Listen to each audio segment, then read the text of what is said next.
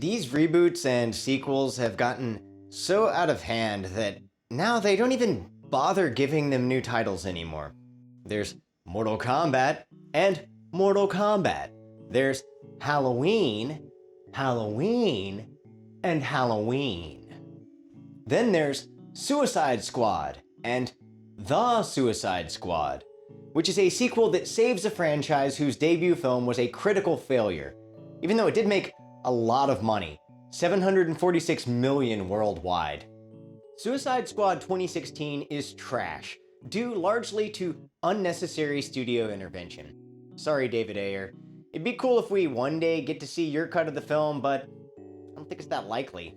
Let me tell you, there's a whole lot that stayed on the floor for Suicide Squad. So let's look at some of the changes. When I first watched this film, the opening actually felt like it was taken away from the director and recut. It's a scene where Viola Davis is describing each character, intercut with introductions for the members of the Suicide Squad, and on-screen text telling you who they are. I discovered later that the first 40 minutes of the film were cut, and some of these scenes were used later to provide flashbacks for backstory purposes. Essentially, the studio didn't want in-depth backstories. They wanted the characters to be quickly introduced so that they could rush through to the big CG fight scene conclusion. Sections of the original score were replaced with pop music, and the pop soundtrack here is one of the most generic I've ever heard. I thought Kong Skull Island had a generic soundtrack because it used the same songs by CCR, Black Sabbath, and Jefferson Airplane that every movie ever has used, but Suicide Squad 2016's music sounds like it was literally selected by an algorithm.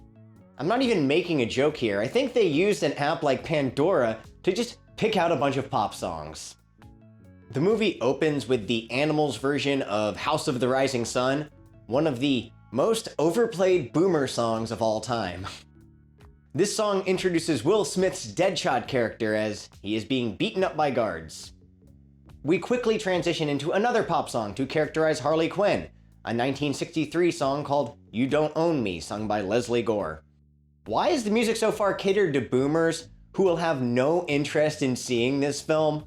The movie itself looks like it's made for angsty teenagers. Then, the Rolling Stones' Sympathy for the Devil, another overused song. It was used in The Boys Season 2 in almost the exact same way to characterize a shady government organization. Eminem's Without Me, War's Slipping into Darkness, CCR's Fortunate Son are all good songs that get wasted in this awful movie. This soundtrack actually won Favorite Soundtrack at the Nickelodeon Kids' Choice Awards, so that should be a testament to how subpar it is. James Gunn is known for his use of personalized pop songs that made his Guardians films really sparkle with life. The Suicide Squad opens with Johnny Cash's Folsom Prison Blues, which is a well-known song, but the rest of the soundtrack is eclectic and feels handpicked by a human, not an algorithm. Songs from The Decemberists, Kansas, Louis Prima, and the Pixies. I had never heard the punk song in the opening, People Who Died by the Jim Carroll Band, but I thought it was a really nice inclusion. A Decemberist folk ballad is used to introduce Bloodsport, that's a unique choice. Whistle for the Choir by the Fratellis is a light love song that is used appropriately to characterize Harley Quinn's romantic fling with a fascist dictator. The ironic use of Louis Prima for the Harley Quinn rampage scene was an inspired soundtrack choice. The use of the punk song So Busted by Culture Abuse for the ending is another fitting choice. The use of these songs in the movie brings more attention to some of the lesser-known artists on the track list. James Gunn even created a Spotify playlist of songs not in the movie that were considered. There are a lot of reasons why I find Suicide Squad 2016 to be a bad movie, but I will say Viola Davis as Amanda Waller, Joel Kinnaman as Randall Flagg, and Margot Robbie as Harley Quinn are all strong casting choices, and I understand why James Gunn kept those characters while restructuring the rest of the team. Because the other characters that make up the Suicide Squad 2016 team were so forgettable. I understand the point of the Suicide Squad is to gather a bunch of nobody supervillains that can easily be killed off, But James Gunn gets this joke out of the way in the film's introduction, and then builds up a team we actually do care about. In Suicide Squad 2016, Will Smith was completely miscast as the assassin Deadshot. It's like casting Tom Hanks as Deadpool. He's just way too warm and cuddly for the role. I also didn't care for the misremembered Bible quote, "I am the light, the way," printed on his neck. It's just a nitpick of the character design, but I find it distracting. Idris Elba's Bloodsport is a way better representation of a badass hitman type character. It's a different character, but essentially the same idea. This is technically a sequel, though with how bad the original was, the closer they get to a clean slate, the better. Idris Elba carries a much better sense of cynicism and world weariness. We're all gonna die. I hope so. Oh, for fuck's sake. And his transformation into a team leader is a solid arc. Peacemaker is a mirror character, the inverse of Bloodsport. He's brash and stupid, but an expert with weaponry. Gunn's direction to John Cena was to play the character like a bro-y, douchey Captain America. I would comment on John Cena's performance, but I didn't see him anywhere in the film. He does have a great sense for comedy, though. Remember when he apologized to China for mentioning the existence of Taiwan? That was comedy gold. 我很抱歉对我的错误，对不起，我很抱歉，你必须了解，我。Wait, that wasn't satire? The CG on Killer Croc in 2016 was questionable. The effects on his voice were abysmal. Ain't you scared? I'm not asking, bruh. He was played by Adewale Akinye Agbaje, who played the psychopathic Adebisi in the HBO show Oz, so I really like the actor, but his talents are wasted in the role.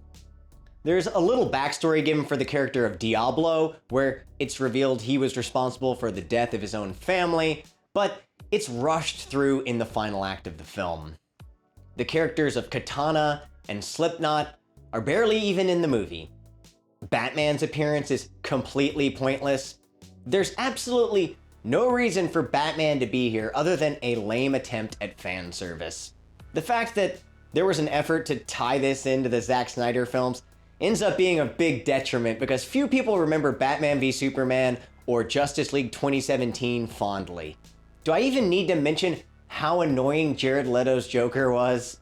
You don't want no beef? You don't want no beef? The character of Harley Quinn was created for Batman the Animated Series as a female equivalent to Joker. In her backstory, she worked at Arkham Asylum, and Joker was able to manipulate her into joining him. The film does not do justice to this backstory at all, briefly mentioning it in the opening. The guy with the goat head and the gun looks pretty cool though, right? There's probably a lot of missing footage here. The Enchantress villain also just looks silly. I can't take any of this seriously. The weird usage of color correction looks awkward. It's like a literal stain on the film. It's not always easy to provide characterization for so many characters, but it's not impossible. James Gunn's The Suicide Squad focuses mainly on Bloodsport, Harley Quinn, Peacemaker, Ratcatcher 2, and Polka Dot Man. Each one of these characters is interesting and fun. By the time we see the team all getting down at the club, it feels well earned because this is an endearing team of misfits. Polka Dot Man and Ratcatcher 2 have character arcs and undergo dramatic changes, despite the fact that they're characters no one outside of the comic book world has ever heard of. In fact, Polka Dot Man is frequently used as an example of how lame some of Batman's villains are. King Shark is essentially the Groot of James Gunn's Suicide Squad, a playful comic relief character voiced by an action star. Sylvester Stallone instead of Vin Diesel. He's not much of a character. He's there for a few gory kills, but I'm not gonna hate on that. Let's jump into spoilers for both.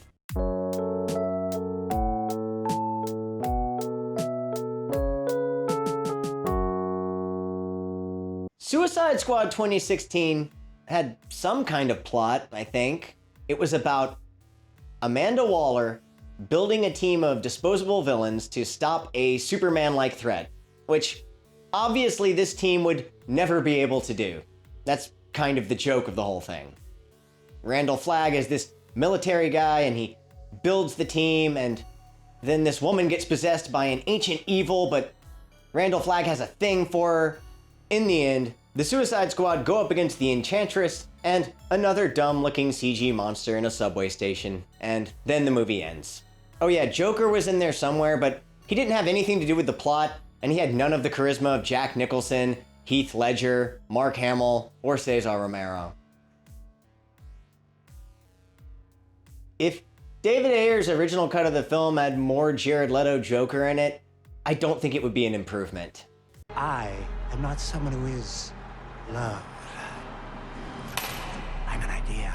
In The Suicide Squad 2021, Amanda Waller is building a team of disposable villains to stop a world-ending threat, which obviously the team would never be able to do. But in James Gunn's version, there's actually comedy.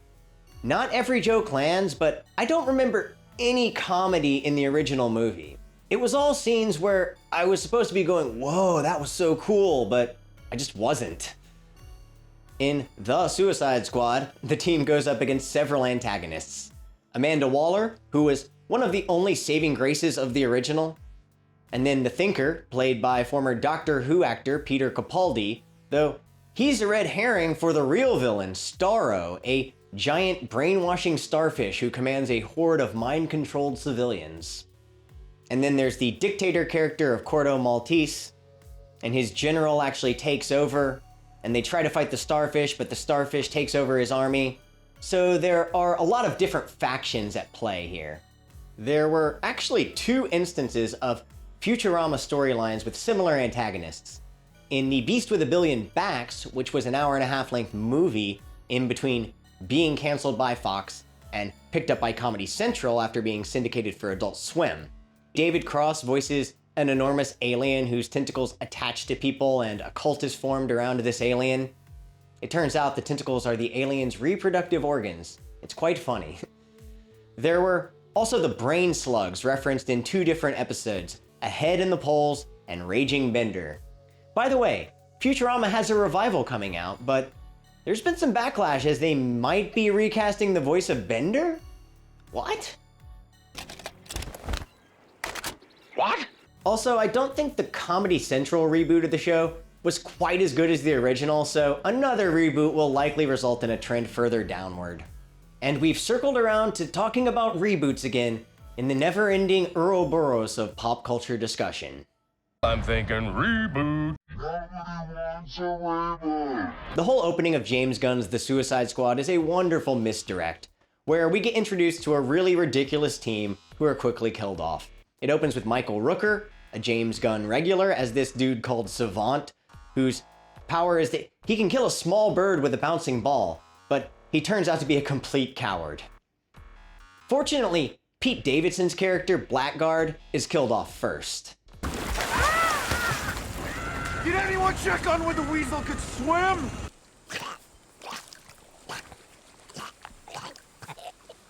The funniest one to me was Nathan Fillion as TDK, the detachable kid, who can detach his arms and legs. It's such a goofy, useless superpower, you can't help but laugh at it. What the fuck? I didn't pick the damn team. Flula Borg plays the Javelin, a guy with a javelin and a really bad outfit. He gives Harley his javelin and she uses it to defeat Starro, so there's setup and payoff here. Jai Courtney's Captain Boomerang shows up, but he actually doesn't make it past the opening. In Suicide Squad 2016, he was kind of the comic relief character. Wait, what's that crap on your face? Is it wash off? He was fine, not as miscast as Will Smith or as annoying as Jared Leto. I thought they could have done more with him, but I don't care that he was killed off either. There's a female alien named Mongal who dies here as well. In the 2016 version, there was a similar scene where Rick Flag blew up the character of Slipknot because he and Captain Boomerang tried to escape. It's not really played like a joke though, it's kind of serious. When all the characters are dying in the opening of Gunn's film, it's obviously played for laughs. It works better because it leans into the absurdity of its premise instead of trying to play it straight-faced. When Peacemaker and Bloodsport are competing on how many people they can kill, it's done in a humorous way. A guy in his bathtub gets shot. A guy enjoying his morning coffee with his dick out gets shot. This is like an adult Guardians film.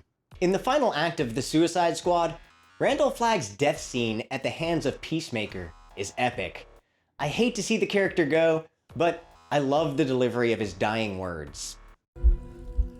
Peacemaker. What a joke. Suicide Squad 2016 was trying so hard to be cool and failed. 2021's The Suicide Squad is not trying to be cool. It just is. It's funny, but it also has heart and warmth. I became way more invested in the characters of Ratcatcher 2 and Polka Dot Man than I ever would have expected. Polka Dot Man overcomes his fear of his mother. Bloodsport overcomes his fear of rats. Ratcatcher 2 overcomes the passing of her father. Bloodsport has a strained relationship with his daughter, but everything about the scene is so much better in 2021's The Suicide Squad.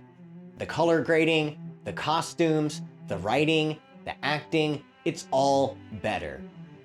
You're a terrible father. Hey, I didn't ask to be a father in the first place, you make right? that perfectly Your clear. mother sprung that one on me. Daddy, I know you do bad things. Don't worry.